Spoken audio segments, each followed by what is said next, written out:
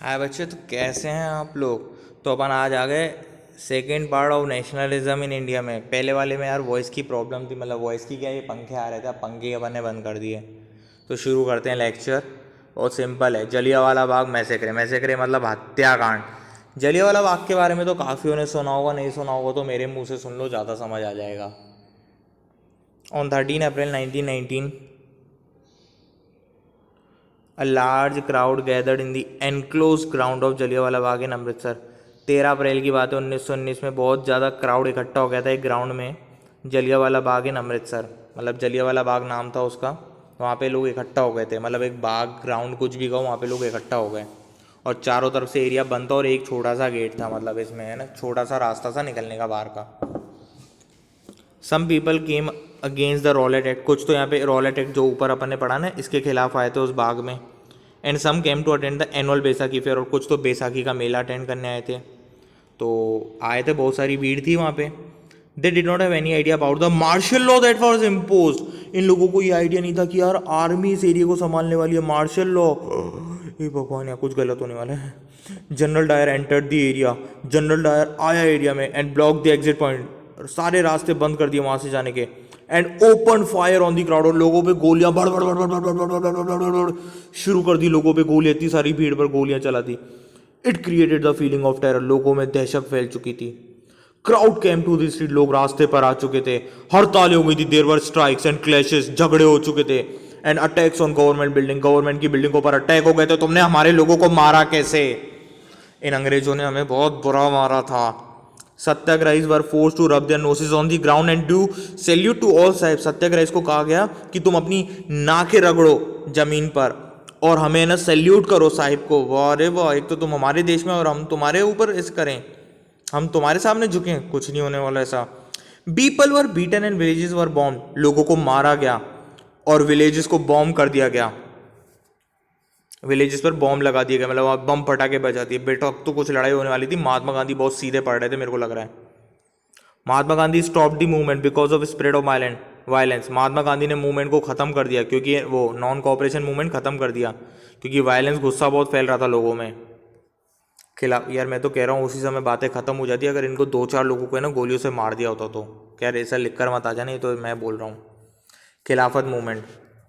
The first world war ended with the defeat of Ottoman Turkey. अभी Ottoman Turkey याद रखना एक जगह है, इसमें फर्स्ट वर्ल्ड वॉर में हार चुकी थी। ऑटोमन टर्की एक जगह है, ठीक है। There were rumour that a harsh peace treaty was going to be impose on the Ottoman emperor. अब ऑटोमन टर्की का एक गुरु था, ऑटोमन एम्पर, राजा वाजा कुछ भी था, जिनकी बहुत इज्जत करते थे। तो ऑटोमन टर्की तो हार गया था। तो ऐसी मतलब ये जो ऑटोमन एम्पर था वो इनका स्पिरिचुअल हेड, धर्म गुरु था इस्लामिक वर्ल्ड यानी मुसलमानों का। कोई खलीफा नाम का, मतलब ऐसे खलीफा कहो तो मतलब है ना, धर्म गुरु था इनका। ये कौन? ऑटोमन एम्परर, ये ओटोमन टर्की का। तो ओटोमन टर्की हारा तो सारी की सारी प्रॉब्लम किस पे आनी थी? ओटोमन एम्परर पे। और ये खबरें फैल रही थी कि ओटोमन एम्परर यानी उस राजा पे, उस धर्म गुरु पे कोई हार्श पीस ट्रीटी रखी जानी, कोई कठिन शर्तें रखी जाने वाली हैं, क्योंकि ये लोग हारे थे। तो इनके ऊपर अब कौन सी शर्त है वो देखते हैं। मतलब शर्तें तो पता नहीं, लेकिन हाँ इनके ऊपर कुछ गलत किया गया था। तो इसके लिए क्या बनी? खिलाफत कमेटी बनी। खिलाफत committee was formed under the leadership of मौलाना आज़ाद, हाकिम अजमल खान एंड हसरत मोहानी। तो तीन ये खिलाफत कमेटी बनी, जिसमें लीडर कौन कौन थे? मौलाना आज़ाद, हकीम अजमल खान और हजरत मोहानी, ये लोग लीडर थे। और कौन कौन थे इसमें? A young generation of Muslim leader like brother, दो भाई भी थे इसमें, मोहम्मद अली, शौकत अली। और ये गांधी जी से डिस्कस कर रहे थे। Began discussing with Mahatma Gandhi about the possibility of a united mass action on the issue. क्या बात है, हिंदू और मुसलमान एक हो रहे थे। मुसलमान गांधी जी से बात करने आते। मुझे बहुत अच्छा लगा इस बारे में। क्यों ऐसा हुआ था? क्योंकि ओटोमन टर्की हारा, तो ओटोमन टर्की के धर्म गुरु या राजा, ओटोमन एम्परर यानी कि खलीफा के ऊपर कुछ ऐसी शर्तें रखी जाने वाली थी जो शर्तें नहीं रखी जानी चाहिए थी, मतलब हार्श पीस ट्रीटी रखी जाने वाली थी। तो कुल मिला के इन लोगों ने महात्मा गांधी से बात की। अब देखते हैं क्या हुआ। Gandhi ji saw this as an opportunity to bring Hindus and Muslim together. Gandhi ji ने सोचा यही तरीका है हिंदूज और मुस्लिम को एक छतरी के नीचे लाने का, मतलब यूनाइट यानी जोड़ने का। बहुत सही बात है यार। नॉन कोऑपरेशन मूवमेंट, असहयोग आंदोलन। अब गांधी जी कहते थे ये मूवमेंट चलेंगे अपन नॉन कोऑपरेशन, मतलब अपन अंग्रेजों की मदद नहीं करेंगे, अंग्रेजों की मदद नहीं करेंगे, okay. In Gandhi ji famous book Hind Swaraj, Gandhi ji declare that British rule survived in India with the cooperation of Indians. Gandhi ji की एक फेमस बुक है हिंद स्वराज, गांधी जी ने उसमें कहा है कि ब्रिटिश रूल सर्वाइव किया इंडिया में क्योंकि अपन ने उनके साथ मतलब कोऑपरेशन किया है, मतलब अपन ने उनको आने दिया इंडिया में। गांधी जी ऐसा मानते थे, अपनी एक बुक में भी लिखा था उन्होंने, वो तो सबको पता है। And if we refuse to cooperate, अगर अपन उनकी मदद करना बंद कर दे, कोऑपरेट करना बंद कर दे, British rule would come to an end within a year. British rule एक साल के अंदर अंदर खत्म हो जाएगा और स्वराज यानी हमारा खुद का राज आ जाएगा। स्वराज यानी खुद का राज भाई लोग। The non cooperation movement was the first mass based movement under Gandhi ji. Non cooperation movement एक पहला मूवमेंट था गांधी जी के अंदर, मास बेस्ड, जिसमें बहुत सारे लोग जुड़े हुए थे। पहला मूवमेंट था भाई नॉन कोऑपरेशन जिसमें बहुत सारे लोग जुड़े थे गांधी जी के साथ, ध्यान रखना, पहला मूवमेंट नॉन कोऑपरेशन मूवमेंट जिसमें गांधी जी के साथ बहुत लोग जुड़े थे। At the Calcutta session of the Congress in September 1920, Gandhi ji convince other leader of the need to start a non cooperation in support of Khilafat. अब कलकत्ता का सेशन यानी मीटिंग हुई कांग्रेस की September 1920 में, गांधी जी ने कन्विंस किया और लीडर्स को कि अपन को नॉन कोऑपरेशन और खिलाफत का सपोर्ट करना पड़ेगा।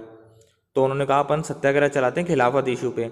गांधी जी ने कहा अपन सत्याग्रह चलाते हैं खिलाफत, ये जो ऊपर वाला इशू था ना, इस पर कुछ सत्याग्रह करते हैं। तो अब कैसे होगा, क्योंकि बेटा गांधी जी की भी लड़ाई अंग्रेजों के खिलाफ थी और ये मुस्लिम्स की भी लड़ाई अंग्रेजों के खिलाफ थी। तो अब क्या मेथड था कि वो अंग्रेजों के साथ क्या करते, नॉन कोऑपरेशन मूवमेंट, अब उनकी मदद कैसे नहीं करेंगे। तो क्या तरीके थे मदद ना करने के, मेथड बताए हैं।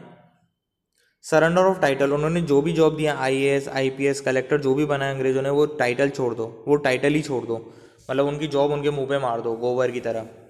Boycott of civil services, government job छोड़ दो, सिविल सर्विस यानी गवर्नमेंट जॉब छोड़ दो, आर्मी छोड़ दो, पुलिस छोड़ दो, ब्रिटिश कोर्ट छोड़ दो, लेजिस्लेटिव असेंबली छोड़ दो, जहाँ कानून बनाए जाते हैं, मतलब लेजिस्लेटिव असेंबली छोड़ दो, स्कूल छोड़ दो, कॉलेज छोड़ दो, ब्रिटिश गुड सब छोड़ दो उनका। Use of domestic good in place of British good, domestic good use करने लग जाओ ब्रिटिश गुड्स की जगह। आफ्टर लॉट ऑफ डिबेट, और जब बहुत ज़्यादा डिस्कशन हुआ, डिबेट हुई, the non cooperation movement was adopted by the Congress during the Nagpur conference December 1920। बहुत सारी बातचीतों के बाद नॉन कोऑपरेशन मूवमेंट को अडॉप्ट यानी मान लिया गया, कब, नागपुर कॉन्फ्रेंस में जो December 1920 में हुई थी। अच्छा, different views about the non cooperation, लोगों के क्या व्यू थे नॉन कोऑपरेशन के बारे में। अच्छा, non cooperation Khilafat movement began in January 1921। Non cooperation हिंदुओं का और खिलाफत मूवमेंट मुस्लिमों का। टिंग टिंग टिंग टिंग। The non cooperation Khilafat movement began in January 1921। Different people took different meaning of the, और ये लोगों ने इसका मीनिंग अलग अलग ले लिया। हे माँ माता जी, वो तो आगे पता पड़ेगा। खैर अभी देखते हैं। Different steps taken by different people, लोगों ने क्या क्या स्टेप लिए।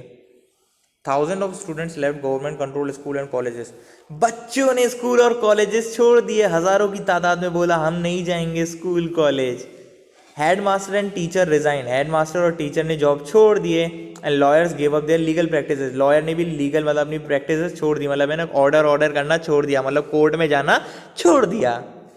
The council elections were boycotted, जो इलेक्शन होने वाले थे वो भी बॉयकॉट यानी खत्म हो गए। इन मोस्ट प्रोविंसेस, बहुत सारे एरिया में, जैसे मद्रास में, मतलब मद्रास में नहीं हुए थे इलेक्शन, और जगह खत्म हो गए थे पर मद्रास में हुए थे। क्यों, where the Janata Party felt that entering the council was one way of gaining some power, क्योंकि वहाँ पे जनता पार्टी सोचती थी अगर हम पावर में आएंगे तो कुछ कर सकते हैं। तो इलेक्शन हर जगह तो खत्म हो गए थे लेकिन मद्रास में हुए थे, क्योंकि जनता पार्टी का जो नज़रिया था वो अलग था, बोला था अगर हम इलेक्शन जीत गए तो हम कुछ कर सकते हैं। Economic effect of non cooperation movement, भाई साहब अब इसका है ना देश पे क्या असर पड़ा। Foreign goods were boycotted, liquor shops picketed and foreign clothes were burn. हे भगवान, फॉरेन गुड्स अपन ने बॉयकॉट कर दिए, अपन नहीं खरीदेंगे फॉरेन गुड। लीकर शॉप, दारू की दुकानों के सामने धरना लगा दिया, दारू नहीं पीने देंगे, दारू बदनाम कर दी, काने अरे ताने, मतलब लीकर शॉप्स के आगे पिकेटेड, मतलब लोग है ना धरना दे रहे थे। फॉरेन क्लोथ्स वर बर्न, अंग्रेजों के कपड़े भी जला दिए, मतलब जो कपड़े थे ना बाहर के लोगों के, मतलब जो अपन बाहर के लोगों के कपड़े खरीदते थे फॉरेन क्लोथ्स, वो भी जला दिए अपन ने। The import of foreign cloth decline to half between 1921 to 22, और बाहर से जो कपड़ा मंगाते थे ना अपन अंग्रेजों का, वो भी हाफ हो गया बिल्कुल। पहले 102 करोड़ का मंगाते थे, अब 57 करोड़ हो गई थी उनकी ट्रेड, धंधा चौपट। Merchants and trader refuse to trade in foreign good, और जो बड़े बड़े लोग थे ना, जो अपने दुकानदार थे कपड़े की दुकान, उन्होंने फॉरेन गुड्स में डील करने से मना कर दिया, बोला हम तो नहीं बेचेंगे अंग्रेजों का सामान अपनी दुकानों पे, हम तो स्वदेशी बेचेंगे। People started wearing Indian clothes in place of imported cloth, लोगों ने अब इंडियन क्लोथ्स पहनना शुरू कर दिया था इम्पोर्टेड क्लोथ्स की जगह। अब सब है ना इंडिया के कपड़े पहन रहे थे, इम्पोर्टेड यानी बाहर के नहीं। Production of Indian textile mill and handloom went up, और जो इंडिया की मील्स थी वो ग्रो करने लगी, हैंडलूम भी वेंट अप हो गए, मतलब जो लूम थी ना जहाँ पे धागे वागे बनते थे कपड़े, वहाँ पे भी प्रोडक्शन मस्त चढ़ गया ऊपर। स्लोइंग डाउन और फेलियर ऑफ मूवमेंट, लेकिन हवा निकल गई मूवमेंट की। शू क्यों? खादी क्लॉथ वॉज एक्सपेंसिव, क्योंकि इंडिया का जो कपड़ा खादी का था वो बहुत महंगा था, and poor people could not afford it, अंग्रेजों का सस्ता पड़ रहा था कपड़ा। No other education institution were there in place of foreign education institute. बेटा अब देखो लोगों ने स्कूल कॉलेज तो छोड़ दिए, पर जाते कहाँ, इंडियंस के तो कोई स्कूल कॉलेज नहीं थे, तो student teacher had to join back, तो स्टूडेंट और टीचर को वापस जाना पड़ गया स्कूल कॉलेजेस में। Lawyer join back in government courts, lawyers को भी ना अपनी प्रैक्टिस ज्वाइन करनी पड़ गई। कुल मिला के मूवमेंट फेल हो चुका था यार, क्या करूँ। आई होप तुम्हें समझ आ गई होगी दुख की बात। चलो जाता हूँ, बाय बाय।